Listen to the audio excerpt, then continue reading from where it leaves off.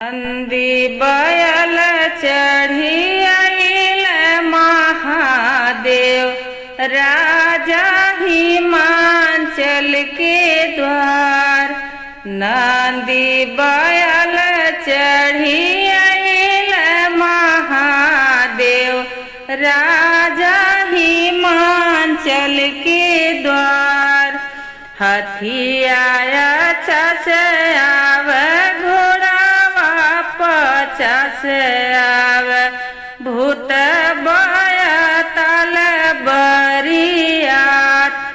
हथिया चस आवे घोड़ावा पचास आवे भूत बयतल बरियात। नंदी बयल चढ़ी शिव जोगिया गरवा में नगवा कहार।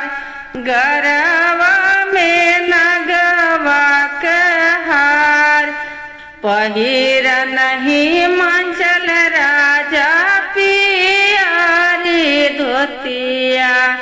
भैल द्वार पूजवा कजून पहिरा नहीं मंचल राजा यारी धोतिया।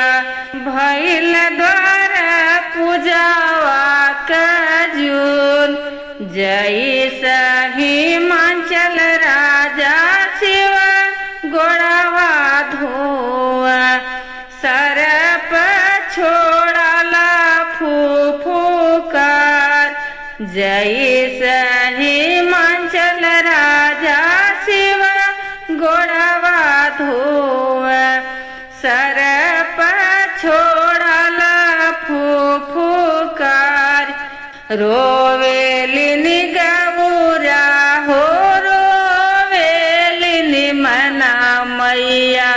रोवही मंचल राजा बाप रोवही मंचल राजा बाप।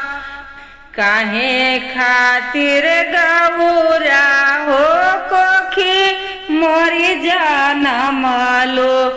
बरावा मिलल बौरा बरावा मिलल बौरा। भंगिया ही पिपी भोला भैला मातवलवा। कैसे करी गौरा के बिया कैसे करी गौरा के बिया। कलश ओलत देई बोलेलिनी गौरा देई।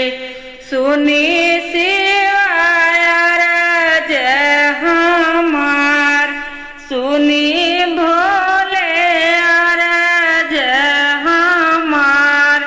तनिए शिव भेषवा बदलती। नाई हर लोग पतिया नाई हर लोग पतिया। नगवा उतारी शिव पहिरल मलवा।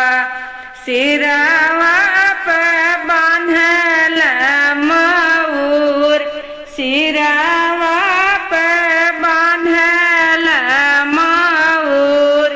कहाँ बाटो